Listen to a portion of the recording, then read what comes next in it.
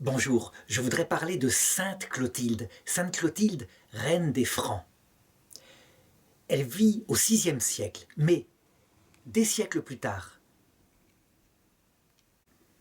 presque 1000 ans plus tard, un autre saint appelé Saint Louis-Marie Grignon de Montfort, un apôtre de la Vierge Marie qui parcourut toutes les terres de la Bretagne, de la Vendée, écrivait « Les saints des premiers temps seront un peu comme des étoiles qui brillent faiblement dans la nuit en comparaison des saints qui viendront vers la fin du monde. » Eh bien, on peut dire que la vie de Sainte Clotilde raconte cette chose-là, non pas qu'elle soit moins sainte, mais parce qu'elle naît dans un pays ou dans une culture sauvage, une culture païenne.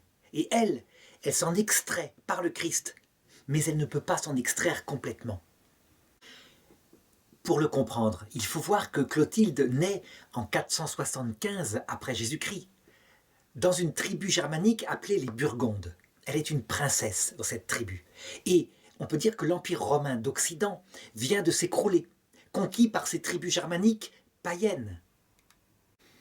Lorsqu'on fait des fouilles dans les couches géologiques de cette époque-là, les couches archéologiques de cette époque-là, on voit effectivement que ce fut un grand malheur qui tomba sur l'Empire romain. Des villes entières disparurent, incendiées par les pillards. Et il ne fallait pas vivre dans une villa isolée. Et on était sûr ou quasiment sûr d'être pillé tôt ou tard. C'est l'époque où, pour se défendre, parce qu'il n'y a plus de régime central, l'Empire s'étant écroulé, les légions ayant disparu, eh bien, il faut recréer des châteaux forts pour se protéger. Ou alors on risque à tout vent les pillages. Certes, certaines tribus germaniques sont déjà chrétiennes, d'un christianisme arien, mais en l'occurrence, elles ont gardé leurs mœurs païennes, les choses ne se sont pas encore incarnées au fond des âmes. Et donc, dans ces peuples sauvages, le culte de la guerre, le culte de la mort à la guerre, je dirais au champ d'honneur, est premier. Et lorsqu'on meurt ainsi dans le combat, eh bien, on hérite de la vie éternelle auprès des dieux germaniques, Odin, le Valhalla et tout ça, tout ce qui est connu, parce que la culture germanique était répandue, je dirais, dans toute la partie non conquise de l'Empire romain, dans toute la Germanie. Il faut savoir aussi qu'on sort à peine de siècles et de siècles où le roi a un rôle sacrificiel. Ça veut dire que tant qu'il gagne les batailles, tant que la prospérité tombe sur son peuple, les choses vont bien. Mais si par hasard le malheur frappe sa tribu, eh bien c'est lui qu'on offrira en premier en sacrifice aux dieux. Parce que le rôle d'un roi, c'est de gagner, c'est de triompher. Et s'il ne triomphe pas, si les dieux ne sont pas avec lui, eh bien c'est qu'il a perdu. Autre chose, c'est que l'héritage des pères est partagé à égalité entre les enfants. Si bien que si un enfant arrive à tuer les autres, eh bien il aura tout l'héritage. Ce qui met évidemment les germes de la guerre civile dès qu'un roi meurt. Et c'est dans ce climat-là que naît Clotilde. Elle naît de parents qui, eux, ont adhéré déjà au culte catholique, en tout cas en surface, tandis que son oncle, lui, est encore arien. Donc l'arianisme est une forme de christianisme où le Christ n'est pas Dieu, mais il est simplement un prédicateur, un prophète qui est venu sur terre. Le grand-père de Clotilde, roi des Burgondes, avait eu 4 fils. Et donc à sa mort, le royaume avait été partagé, comme logiquement, entre eux 4. Et l'oncle de Clotilde, appelé Gondebaud, décida de s'emparer de la totalité du royaume. Et pour cela, alors que Clotilde était petite, il réussit à assassiner son père, Chilpéric II. Il l'égorgea. Quant à sa mère, il la fit noyer dans une rivière en lui mettant autour du cou une de ses meules. Et c'est ainsi qu'elle se retrouva orpheline. Fort heureusement pour elle, elles étaient des filles. Et donc, elles risquaient moins d'être dangereuses pour la succession. Il est certain qu'elles auraient été des garçons, elles auraient tout simplement été égorgées, toutes les deux. La sœur de Clotilde décida d'entrer au couvent et de se séparer de cette violence. Quant à Clotilde, eh bien, elle fut gardée comme prisonnière par son oncle Gondebaud et elle fut élevée dans cette cour arienne, tandis que, se souvenant sans cesse de sa mère, elle gardait dans son cœur sa foi catholique et elle priait. Il y avait dans la Gaule romaine, la Gaule qui avait été conquise, d'autres tribus germaniques, et en particulier les Francs, dont à la tête régnait un jeune roi appelé Clovis. Et Clovis souvent envoyait des ambassadeurs auprès des autres tribus germaniques, et en particulier des Burgondes. Et c'est ainsi qu'un jour, des ambassadeurs francs de Clovis se rendant à la cour des Burgondes virent la jeune Clotilde de loin. Elle avait peut-être 15-16 ans. Elle était très belle, très gracieuse. Ils purent même s'approcher d'elle. Ils virent qu'elle était cultivée, intelligente. Et ils rapportèrent ce qu'ils avaient vu au retour à la cour de Clovis. À cette époque-là, chez les rois, comme d'ailleurs dans toute la suite de l'histoire, les mariages avec les princesses sont souvent politiques. Et donc, Clovis, apprenant qu'elle était belle, et se disant qu'il y avait là l'occasion de faire une sorte d'alliance avec les Burgondes, envoya une nouvelle ambassade auprès du roi pour lui demander la main de sa nièce. L'oncle, qui était moins puissant militairement, évidemment, n'osa pas refuser. Et c'est ainsi que les ambassadeurs repartirent avec la jeune fille pour l'amener en mariage à Clovis. Bien sûr, il n'était pas question du tout à l'époque que la jeune fille ait quoi que ce soit à dire là-dessus, et donc elle suivit ces ambassadeurs, dont un certain Aurélien qui en faisait partie. Aurélien était un nom romain, ce qui montre qu'il y avait encore des relations dans cet empire romain à peine écroulé. Lorsque Clovis la vit arriver à la cour, il fut heureux comme tout, tellement elle était belle. Vraiment, il fut content. Lui, il avait déjà une concubine, avec laquelle d'ailleurs il avait eu un fils appelé Thierry. Il ne faut pas croire que Clovis était monogame. Mais Clotilde, qui était de lignée royale, eh bien, il en fit sa reine, il l'épousa, il lui donna un statut particulier, et il l'aima. On peut dire qu'il l'aima, et même il l'écouta. Le mariage eut lieu en 493, donc elle avait 18 ans. Et très vite, elle tomba enceinte. Les mœurs de la cour, entre guillemets, de Clovis étaient des mœurs barbares. Et je dirais que pour une peccadille ou une désobéissance, celui qui la commettait était facilement condamné à mort. Il y avait la pratique de l'esclavage, qui était énormément présent.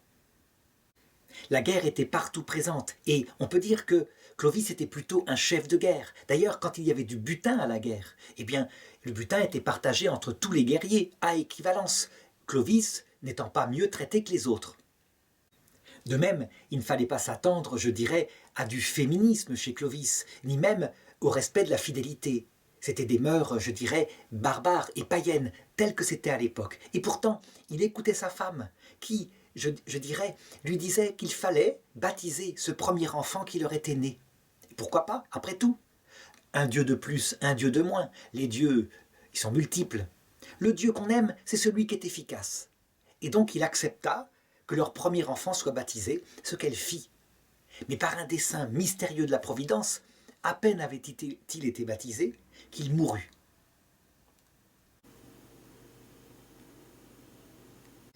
Bien évidemment, le roi se mit en colère en disant « Ton Dieu, là, quelle est sa puissance? Il est vraiment bizarre, ton Dieu. » Et Clotilde lui répondit « Je remercie Dieu de ce qu'il m'a jugé digne de mettre au monde un fils qui est maintenant au ciel. » C'est quelque chose, une petite phrase qui change tout, il faut bien le voir. La religion que Clotilde, peu à peu, enseigne à son mari est quelque chose de nouveau. Il y a de la miséricorde, il y a des valeurs que les dieux germaniques ne pratiquent pas. Jésus d'ailleurs avait dit « Quand vous aurez élevé le Fils de l'homme », sous-entendu à la croix, « j'attirerai à moi tous les hommes ». Cela veut dire que dans la barbarie des cœurs les plus durs de ces guerriers des temps jadis, eh bien, la parole du Christ, la miséricorde du Christ, les conséquences de son amour, tout de même, touchaient un petit peu, mais pas trop. Pas trop, il ne fallait pas trop insister. Très vite, sinon, il aurait été considéré ce Dieu comme un Dieu efféminé, un Dieu, je dirais, sans valeur, sans honneur, sans ces valeurs qui sont si fondamentales à ces hommes des anciens temps. Un peu plus tard, Clotilde tomba de nouveau enceinte et il naquit un deuxième enfant, un deuxième garçon, et qu'elle baptisa aussi, et qui tomba aussitôt malade. Là, véritablement, on peut dire que le sort même de l'Europe, on peut le dire, se jouait par cette affaire-là. Eh bien, l'enfant guérit, fort heureusement. Mais si les enfants de Clotilde, une fois baptisés, étaient tous morts les uns après les autres, comment aurait réagi Clovis?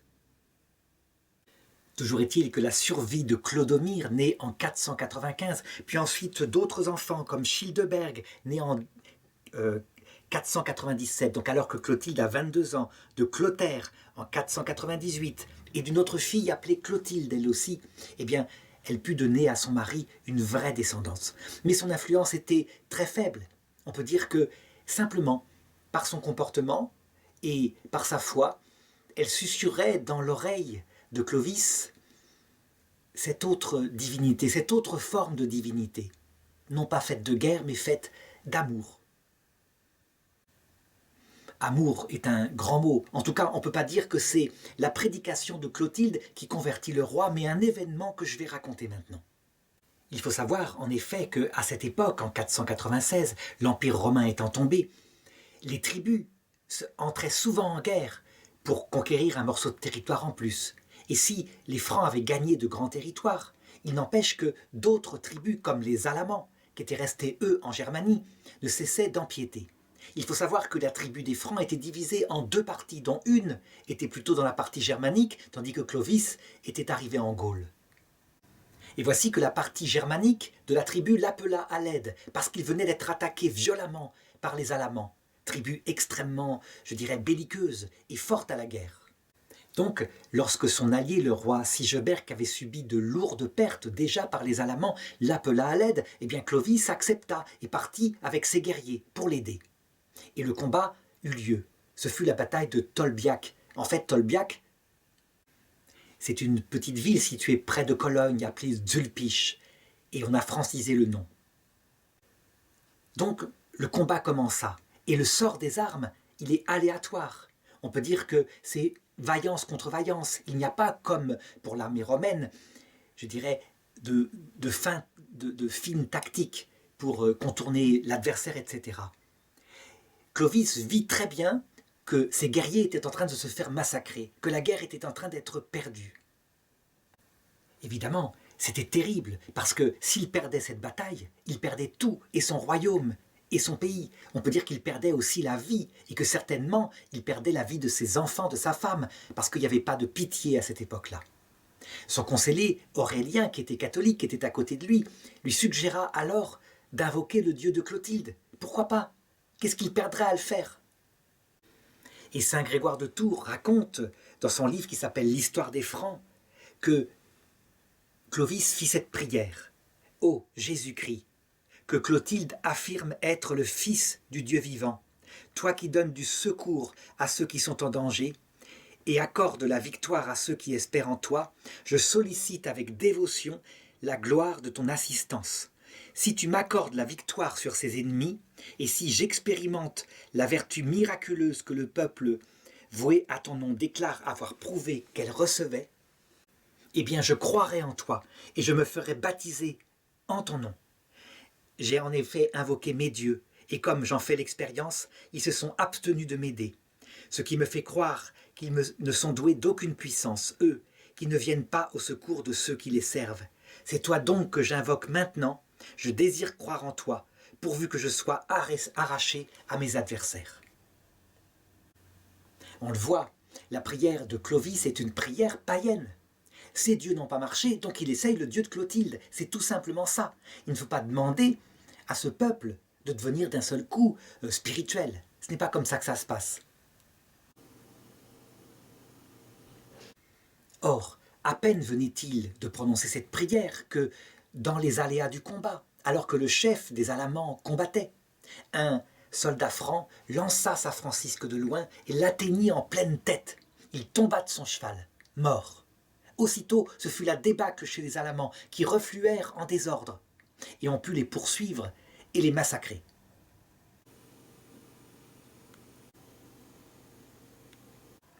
Dans cette grande victoire, Clovis se montra, je dirais, droit avec son allié Sigebert. Il lui laissa le profit total du territoire qu'on avait conquis sur les Alamans. Il en reçut plus tard le salaire, puisque lorsqu'il attaqua lui-même les Visigoths, eh bien, il reçut l'aide de son allié Sigebert. Évidemment, Clovis avait été marqué par la coïncidence de la mort du roi à l'amant et de sa prière. Si bien que la promesse qu'il avait faite, eh bien, il se demandait maintenant s'il n'allait pas la tenir véritablement. En plus, elle présentait certains avantages politiques, puisque la Gaule était globalement catholique.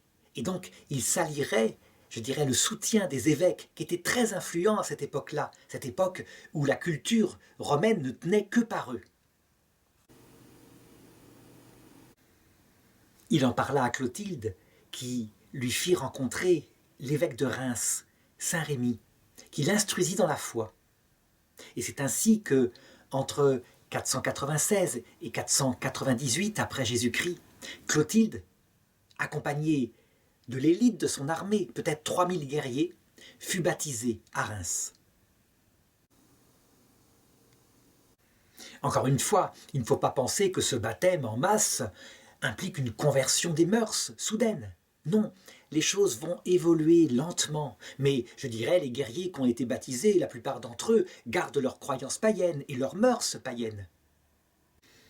Il n'empêche que Clovis, usant de son pouvoir royal, fera de grands dons à la vie monastique et, je dirais, favorisera même l'implantation de nouveaux monastères dans son royaume. Sa capitale, au début, n'est pas du tout Paris, c'est plutôt des villes comme Clichy et Pineuil. Mais lorsqu'il vaincra les Visigoths en 507, alors il fera de Paris la capitale de son royaume, le royaume des Francs. Clovis va mourir un peu plus tard, exactement en 511 après Jésus-Christ. Il a 45 ans et Clotilde a 36 ans. Lorsque un roi meurt comme ça, évidemment, la guerre civile n'est pas loin. Les trois garçons sont encore jeunes, l'aîné a 16 ans, le suivant a 13 ans et ensuite 12 ans. Tout le problème, évidemment, c'était que les conseillers de Clodomir, le fils aîné, lui disaient de profiter de la jeunesse de ses frères pour les égorger maintenant, pour éviter la guerre civile et donc un malheur plus grand. Clotilde était là, qui était confrontée à ce malheur de ses peuples avec la loi salique. Et pour bien montrer qu'elle reste une reine germanique, c'est qu'à un moment donné, on lui proposa soit de les égorger maintenant, soit de les tondre. De les tondre, ce qui est le déshonneur suprême pour un fils de roi, puisqu'il faut savoir que chez les Francs, les cheveux longs, les cheveux portés longs sont le signe de la noblesse. Tondre une personne, c'est lui enlever son honneur, c'est faire de lui, je dirais, moins qu'un homme. Eh bien, Clotilde disait qu'elle préférerait voir ses enfants morts que tondus. Le pouvoir, finalement, revint à Clodomir. Et, je dirais, à un moment donné, elle l'entraîna dans une expédition guerrière contre les Burgondes, contre son oncle lui-même. Sans doute en souvenir de ce qu'il avait fait à ses parents, qu'il avait fait égorger. Ce fut une guerre, comme on en voyait à l'époque, une guerre terrible, et au cours de ces combats, son fils aîné fut tué. C'était la bataille de Vézéronce, et saint Grégoire de Tours raconte sans arrêt, jusqu'à épuisement, il en est fatigué. Je dirais, les conflits de cour qui s'ensuivirent, parce que les enfants de son fils eux-mêmes, il fallait maintenant voir lequel régnerait, et s'il ne fallait pas égorger les autres. En fait, elle n'y arriva pas, et ses enfants furent tous tués, sauf un qui s'appelait Clodoald, et qui devint, je dirais, moine, et qui devint le futur Saint Cloud. C'est sans doute parce qu'il fut moine qu'il ne fut pas égorgé. Et donc, la royauté tomba à quelqu'un d'autre de sa famille. Évidemment, ces conflits familiaux, je dirais, ne cessaient pas, et les guerres étaient souvent liées à des conflits familiaux. Par exemple, sa fille, Clotilde, qui était mariée avec un roi wisigoth en Espagne, était maltraitée par elle, humiliée sans cesse. Eh bien, Clotilde poussa le roi des Francs, qui avait pris la succession et qui s'appelait Childebert, à attaquer ce roi wisigoth, afin de protéger sa fille, de venger son honneur, ce qui fut fait. On le voit, toutes ces anecdotes manifestent que Clotilde avait encore de grands progrès à faire pour pacifier les choses et qu'elle-même, en se mêlant de politique, eh bien, elle y mettait son grain de sel. Mais malgré cela, malgré ces écarts politiques, eh bien, elle était très pieuse. Et elle se battait, je dirais, contre la culture de son peuple pour l'adoucir comme elle le pouvait. peut-être aussi à cause des grands péchés que forcément elle devait faire dans ce monde si sauvage, eh bien, elle aida de toute la puissance qu'elle avait d'ancienne reine des Francs à construire divers monastères ici et là, à en saupoudrer la France. On dit même que l'abbaye royale de Saint-Martin de Tours est une construction de Sainte Clotilde. Il semble d'ailleurs qu'en faisant des fouilles, on trouve effectivement des fondations qui datent de son époque. Toujours est-il qu'en voyant la décadence de la descendance de Clovis, de ses propres enfants, la décadence de la royauté chez les Francs, elle finit par se retirer complètement dans une vie de prière, dans un monastère. C'est ainsi qu'elle termina ses jours auprès du tombeau de Saint-Martin à Tours. Elle avait 70 ans, ça se passait exactement en 545 après Jésus-Christ. Et elle fut enterrée auprès de son mari Clovis par ses 2 fils survivants, à savoir le roi des Francs, qui s'appelait Childebert, donc je disais. Très vite, dans cette époque si sauvage, la douceur de Sainte Clotilde, en comparaison des mœurs de l'époque, toucha le peuple, qui la canonisa. Et l'Église suivit, et même l'Église d'Orient. Ça veut dire que Sainte Clotilde est vénérée aussi dans l'Église orthodoxe d'Orient. Certes, à l'époque, en 550 où elle fut canonisée, les pratiques de la canonisation n'étaient pas aussi canoniques que maintenant. Il n'empêche que jamais l'Église ne remit en cause sa canonisation par le peuple, puis par les églises. À la différence de Charlemagne, en étudiant, je dirais, sa vie, alors que le peuple lui aussi l'avait proclamé saint, on se rendit compte qu'il avait tellement massacré de Saxons qu'il ne pouvait pas figurer sur les autels. Sainte Clotilde, elle est vraiment sainte. Et je dirais, en étudiant sa vie, lorsqu'on dit que le christianisme n'a pas affiné le monde, eh bien on voit à quel point c'est faux. On voit d'où part Clotilde. Donc ce paganisme violent, et ce que quelques siècles plus tard, disons à partir de l'an 1000, sera le christianisme abouti, les mœurs adoucies. La polygamie, le meurtre des enfants aboli, remplacé par d'autres choses, comme par exemple, je dirais, des règles canoniques édictées par l'Église très précises, je dirais, qui donnent le pouvoir à un des fils, le fils aîné, à l'exclusion des autres. L'Église, quant à elle, eh bien, dans ce monde sauvage, faisait comme elle le pouvait, et donc en donnant une valeur à la loi des Francs saliens, qui ne donnait apparemment, c'est ce qu'on avait cru comprendre, et en fait on se trompait, c'était autre chose, mais peu importe, ne donnant le pouvoir qu'à un seul des fils, eh bien, on fit cesser les perpétuelles guerres dynastiques qui suivaient la mort d'un roi. Évidemment, ce premier Moyen-Âge, on le voit, à peine christianisé, eh bien, n'a rien à voir avec le second Moyen-Âge, celui des cathédrales, des sommes de théologie. On peut dire même que ce premier Moyen-Âge manifeste comment il peut y avoir une chute de civilisation par une invasion brutale. Mais que, ensuite, la survie des valeurs chrétiennes par les monastères, mais aussi par les femmes, a pu affiner tous ces mœurs. Je dirais que Sainte Clotilde, en quelque sorte, nous donne de l'espoir, parce que si nous-mêmes, nous avons des mœurs qui ne sont pas toujours parfaitement chrétiennes, on voit que on peut arriver, malgré tout, au ciel. Et ce fut le cas de Sainte Clotilde.